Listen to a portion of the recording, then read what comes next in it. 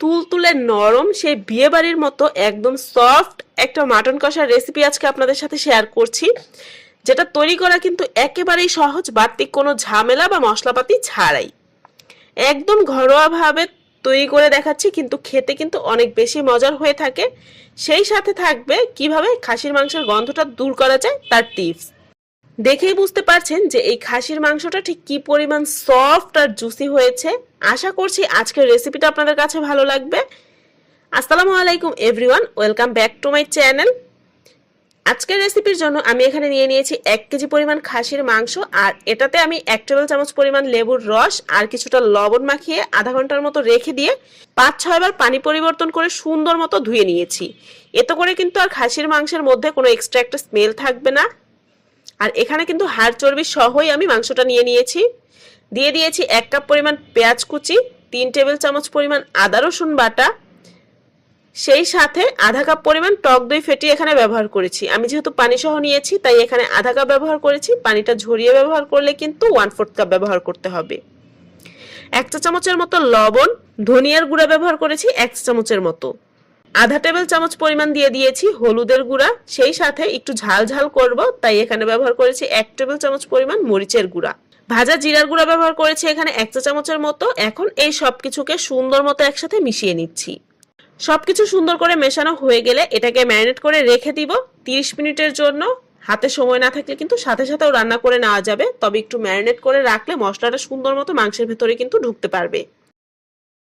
রান্নার জন্য আজকে এখানে ব্যবহার করেছি সরিষার তেল। মাটন কষাটা সরিষার তেলে খেতেই বেশি মজার হয়ে থাকে, তবে চাইলে কিন্তু সয়াবিন তেলও ব্যবহার করা যাবে। এখানে আধা কাপ পরিমাণ দিয়ে দিয়েছি 3টা তেজপাতা, ছোট সাইজের 3-4টা দারচিনি, সেই সাথে 4টার মতো এলাচ, এলাচের মাথাটা আমি ফাটিয়ে ব্যবহার করেছি, 4-5টার মতো লবঙ্গ, আধা চা চামচের মতো দিয়ে দিয়েছি কালো গোলমরিচ, সেই সাথে একটা বড় এলাচ বা কালো এলাচ।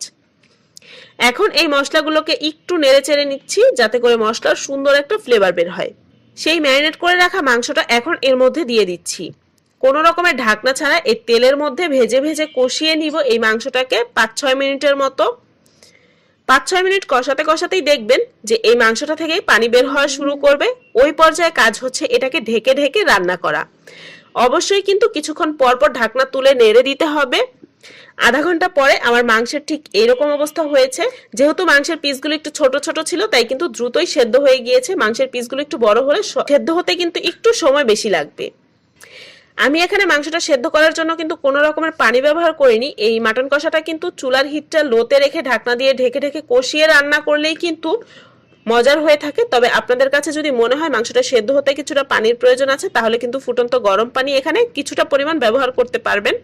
খুব বেশি পানি ব্যবহার না করাই ভালো। আমি এখানে 5-6টার মতো কাঁচামরিচ দিয়ে দিয়েছিলাম।